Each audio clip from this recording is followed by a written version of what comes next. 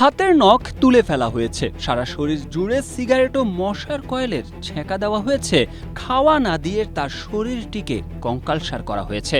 পাবনায় অপহরণের পর ভিক্ষা করানোর জন্য শিশুর ওপর এমন অমানসিক নির্যাতনের খবর প্রকাশ্যে আসার পর গেল বছর দেশ জুড়ে তা নিয়ে বেশ হইচই পড়ে গিয়েছিল। এবার আবারও ভয়ঙ্কর শিশু নির্যাতনের ঘটনা সামনে আসলো। এই আসামিরা শিশুকে ধরে নিয়ে গিয়ে হাত পা কেটে ভিক্ষা করাতো। তবে আশার কথা হচ্ছে এবারের আসামিদের কঠোর শাস্তি দিয়েছেন আদালত। মামলার তথ্য অনুযায়ী ২০১০ সালের ৬ মে রাজধানীর কামরাঙ্গীচর এলাকা থেকে ৭ বছরের এক শিশুকে ঘর থেকে ডেকে নিয়ে যায় আসামিরা। স্ট্রবেরি সুপার ডটেড ও ক্লাসিক ভ্যারিয়েন্টে সেন্সেশন জাগুক শিহরণ।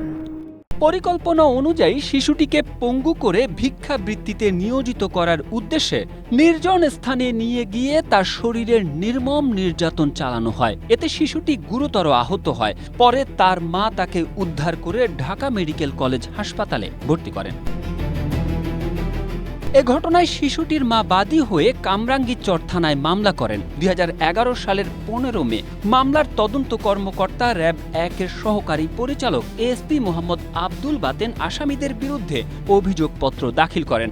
আদালত ৭ বছরের শিশুকে অঙ্গহানি করে ভিক্ষাবৃত্তিতে বাধ্য করার ঘটনায় ৩ জনকে আমৃত্যু কারাদণ্ড সহ মোট ৫ জনকে বিভিন্ন মেয়াদে সাজা দিয়েছেন। বৃহস্পতিবার ঢাকার নারী ও শিশু নির্যাতন দমন ট্রাইব্যুনাল ৪-এর বিচারক মুন্সি মোহাম্মদ মশিউর রহমান এ রায় ঘোষণা করেন।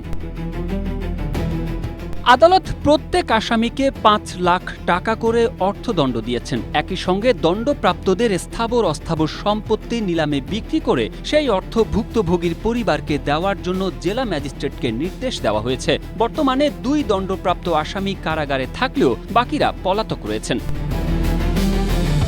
Tarique Ahmed, Asia post.